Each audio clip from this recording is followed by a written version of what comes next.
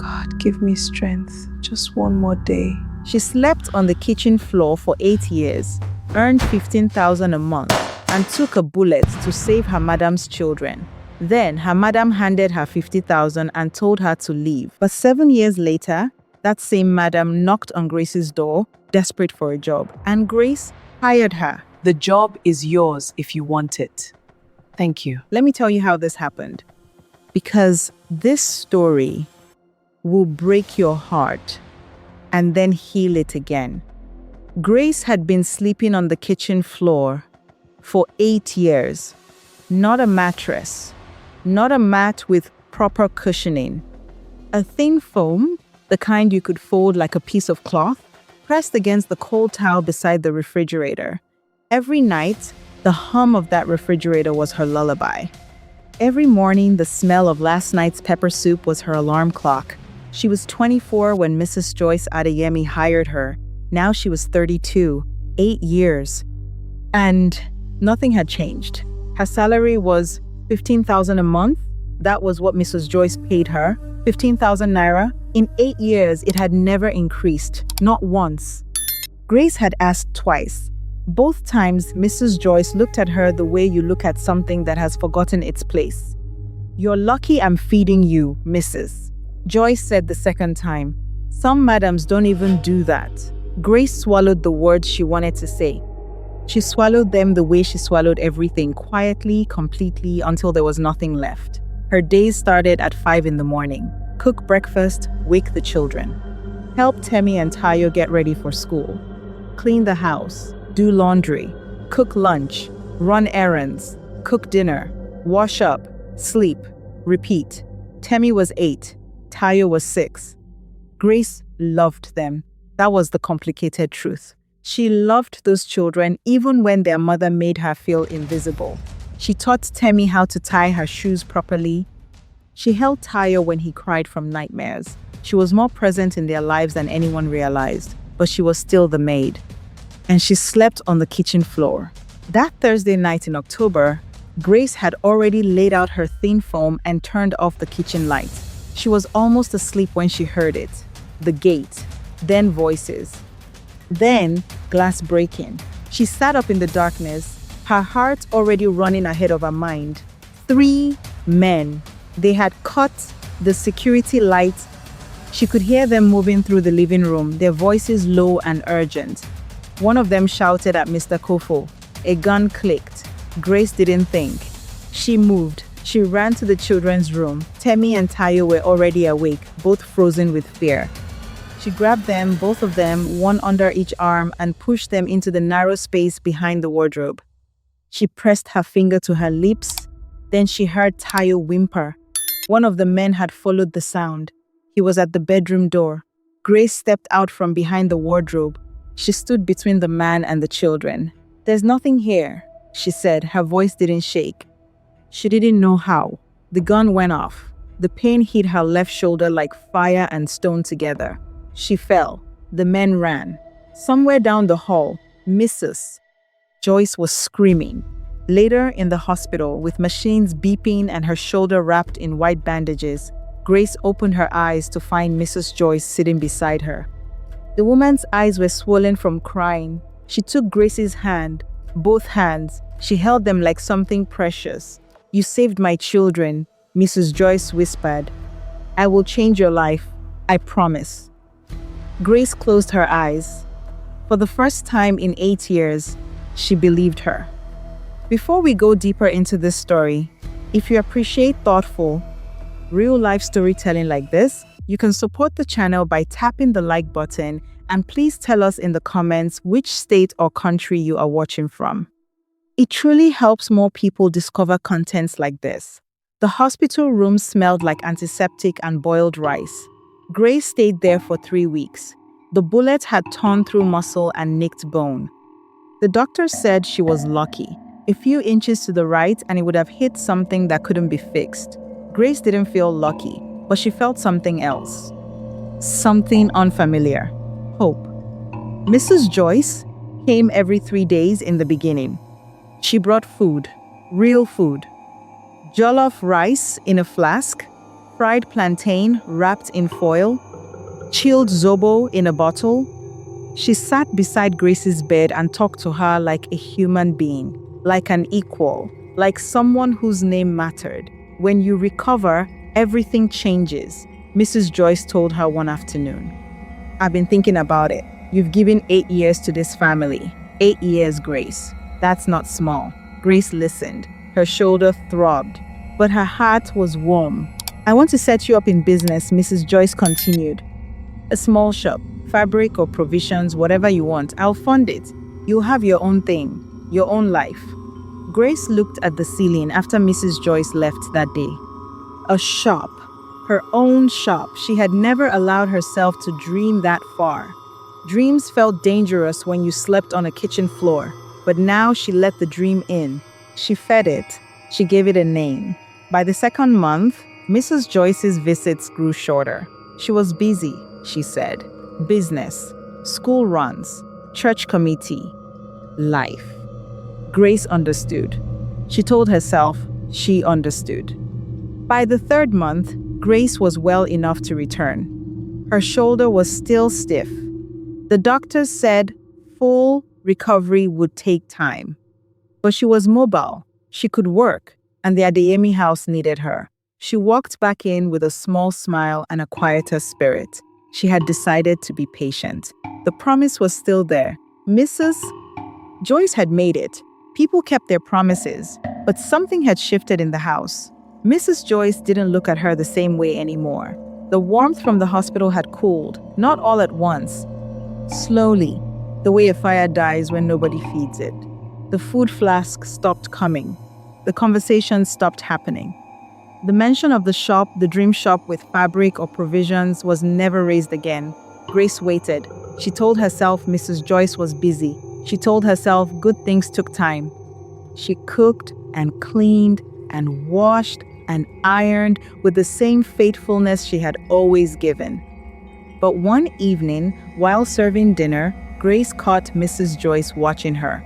Not with guilt, not with warmth, with something tight around the eyes, something that looked almost like irritation, like Grace's presence was a reminder of something Mrs. Joyce didn't want to remember, like the bullet, like the promise, like the debt. Grace set the serving bowl down carefully and walked back to the kitchen. She noticed the way Mrs. Joyce looked at her now. Not with gratitude, with something else, something that felt like resentment. If this story is hitting home for you so far, go ahead and click that subscribe and like button. It lets me know you want more meaningful stories like this. 6 months after Grace returned to work, Mrs. Joyce called her into the sitting room.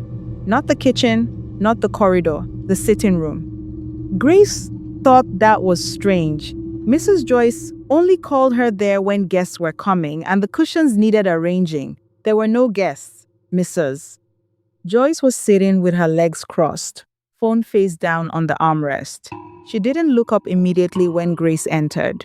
She let her stand there, waiting. The way you make someone stand when you want them to remember who they are. Finally, she looked up. Grace, I've been thinking, she said.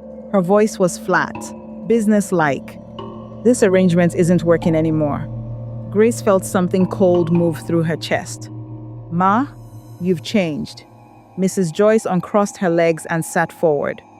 Since the incident, you carry yourself differently, like you're expecting something, like you're owed something. And honestly, it's making the atmosphere in this house uncomfortable. Grace opened her mouth, closed it. I haven't done anything different, Ma. You have. Mrs. Joyce's voice sharpened. Don't argue with me in my house. That's exactly what I mean. The old Grace wouldn't talk back. The old Grace, the one who swallowed everything. The one who slept on the floor and said, "Thank you for the privilege." "I'm letting you go," Mrs. Joyce said. "I've been fair. I've prepared something for you." She reached into the side drawer and brought out an envelope. She placed it on the center table. She didn't hand it to Grace. She placed it down, like you place something for a stranger. Grace picked it up. Inside was 50,000. She stared at the notes. counted them without meaning to. 50,000 naira. 8 years. 1 bullet. 50,000 naira. That's more than generous, Mrs. Joyce said, already reaching for her phone. The conversation was over. Grace was dismissed. You can pack your things today. Grace stood there for a moment longer than she should have. She wanted to speak. There was so much inside her. 8 years of early mornings and late nights. 8 years of 15,000. The bullet that was meant for Temi and Tayo. The hospital bed, the promise made with 2 hands and wet eyes that was never kept. And the shop, the dream shop with fabric or provisions, whatever you want. I'll fund it. Those exact words, spoken in that hospital room, now dissolved into nothing like they had never existed. She looked at Mrs. Joyce's face, and she saw nothing there. No guilt, no memory, no shame. So Grace said nothing. She walked to the kitchen, she folded her thin foam mat, she packed her 2 dresses, her Bible, her slippers, and the small photograph of her mother into a faded bag. She didn't take long. 8 years in that house, and everything she owned still fit in one bag. Temi found her at the door. The 8-year-old looked up with confused eyes. Grace, where are you going? Grace knelt down. She hugged the child for a long time. Be good, she whispered. Be kind to people. Then she walked out. At the bus park, she sat with the envelope in her lap, waiting for the vehicle that would take her back to her village. People moved around her. Noise everywhere. But she sat in silence. She looked at the 50,000. 8 years. 1 bullet. 50,000 naira. That was all her life was worth to Mrs. Joyce. If you value stories that make you think a little deeper about life, relationships, and decisions, please hit the subscribe button. That way, you won't miss what's coming next. The village received Grace the way it always received broken things, quietly, without fanfare. Her mother didn't ask too many questions. She just heated water for Grace to bathe, cooked a small pot of ofe onugbu, and let her daughter sleep in a real bed for the first time in 8 years. Grace slept for 2 days. When she woke up, she lay on her back and stared at the ceiling. The familiar cracks in the plaster, the gecko in the corner, the sound of her mother's broom outside. She was home. She was safe, and she had nothing. 24 days after returning to the village, Grace spread the 50,000 on her mother's table and made a decision. She was not going to cry over it anymore. She was going to use it. She bought provisions, tinned tomatoes, seasoning cubes, vegetable oil, semovita, canned fish. She arranged them in a wooden tray and started selling in front of her mother's compound. People laughed, not cruelly, but the way people laugh when they don't understand what they're watching. A Lagos maid, back in the village, selling from a tray. Some whispered that she had failed, that the city had chewed her up and spat her out. Grace heard everything. She sold her provisions anyway. She was at that tray every morning by 7. She knew every customer's name. She gave fair prices. She never cheated anyone. When she made small profits, she didn't celebrate. She reinvested. More stock, better variety. By the end of the first year, the tray had become a table. By the second year, the table had become a wooden kiosk. Small, but hers. Completely hers. The bullet wound still ached when the harmattan came. A dull reminder in her left shoulder. On those days, Grace would press her hand against it and breathe. Then she would open her kiosk and start the day. In the third year, a distributor from Onitsha passed through and noticed how she managed her stock. He offered her a supply deal, better prices if she bought in larger quantities. Grace calculated everything 3 times before she said yes.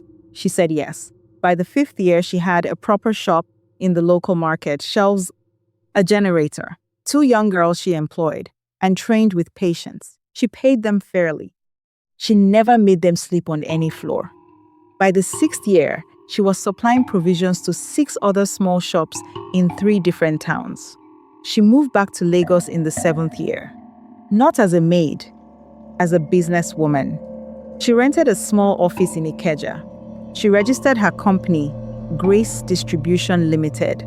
She employed 15 people. She thought of Mrs. Joyce sometimes, not with bitterness, just thought of her. The way you think of a hard road you once walked, you don't miss it, but you remember it shaped you. Meanwhile, in small, quiet ways, she had heard things. Mrs. Joyce's business was struggling. Bad contracts, a partner who stole, then silence. Nobody mentioned her name the way they used to. Grace didn't celebrate that news. She just stood in front of her office building one evening, the Lagos traffic loud behind her. The company's sign above the door bearing her name. 7 years later, Grace stood in front of her own office building. She had done it. She had become everything Mrs. Joyce said she could never be. At this point, what would you have done differently? I'd really like to hear your perspective. Drop it in the comments below. The woman who walked into Grace's office that Tuesday morning looked like someone who had survived a war. She was dressed neatly. That was clear. She had made an effort. But effort can only do so much when everything underneath has collapsed.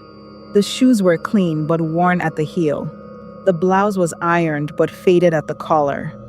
The handbag was the kind that had once been expensive and was now just old. Grace was reviewing invoices when her receptionist knocked. "Ma, the last candidate for the housekeeper position is here. Send her in." The door opened. For a moment, neither woman breathed. Mrs. Joyce Adeyemi stood in the doorway. 46 years old. Eyes that had once carried authority now carried something heavier. She recognized Grace at exactly the same second Grace recognized her. The silence was enormous. Mrs. Joyce's hand tightened on her worn handbag. Her lips parted. No words came out. Grace watched the color drain from her face, then rush back in a wave of shame so visible it was almost painful to witness.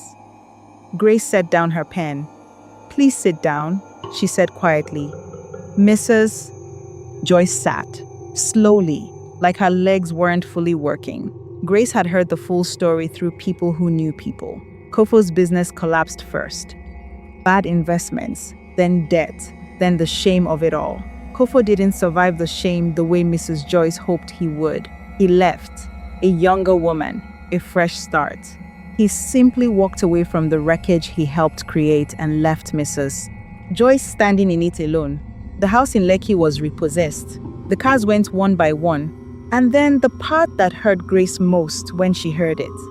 Temi and Tayo were with their father now, in a new life that had no room for their mother's struggle.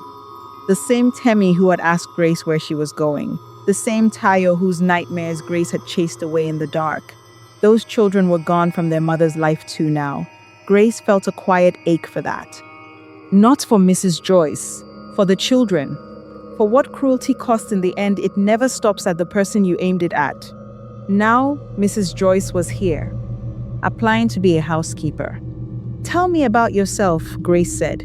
It was a mercy, giving her the structure of an interview, letting her speak instead of crumble. Mrs. Joyce talked. Her voice was small but steady. She had experience managing a home, she said. Cooking, cleaning, organizing. She was hardworking. She was available immediately. She never once mentioned that she knew Grace. Maybe she thought Grace would send her away if she did. Maybe she was too ashamed to name what had happened between them. Grace listened to everything. Then she was quiet for a long moment. She looked at this woman who had made her sleep on a kitchen floor, who had promised her a shop and swallowed the promise whole, who had placed an envelope on a table like Grace's 8 years and one bullet were a transaction to be closed. Grace felt many things in that silence. She wouldn't pretend she didn't. But underneath all of it, deeper than the old hurt, was something clearer. She knew exactly who she wanted to be. "The position is yours," she said. "If you want it." Mrs. Joyce looked up. Her eyes were wet. "The quarters are behind the main building," Grace continued. "You'll have your own room, a proper bed, a fan. Your meals are included. Your salary is 60,000 naira a month. She paused. You'll be treated with respect in this house. Everyone who works for me is treated with respect. That is not negotiable. A tear slid down Mrs. Joyce's face. Then another. She pressed her lips together, trying to hold the rest in. She couldn't. Grace didn't look away. She let the woman cry. Sometimes crying is the only honest thing left. Later that evening, Grace sat alone on her balcony. The Lagos sky was turning orange and purple above the rooftops. She pressed her hand gently against her left shoulder. The old ache was there. It was always there, but it no longer felt like a wound. It felt like a reminder of the kitchen floor, of the thin foam mat, of 15,000 a month and a promise made with wet eyes that was never kept, of a bus ride home with 50,000 and a broken spirit, of a wooden tray in front of her mother's compound and people who laughed, of everything that had built her. She could have turned Mrs. Joyce away today. She could have handed her an envelope with 50,000 and said that's more than generous. The thought had crossed her mind. She was human. But Grace had chosen a long time ago, on a kitchen floor with a bullet in her shoulder, that she would never become what had hurt her. The city hummed below. Life continued. And somewhere in the quarters behind the main building, Mrs. Joyce Adeyemi made her bed for the first time in someone else's house. How you treat people in your season of power determines who will help you in your season of weakness. Character built in suffering becomes strength in success. And mercy, real mercy, is never weakness. It is the highest form of power. If this story gave you something to think about or even reminded you of someone, please take a moment to click the like and subscribe button. Also, comment your thoughts below and feel free to share the video with a friend or family member. It genuinely means a lot and helps this channel grow in the right direction.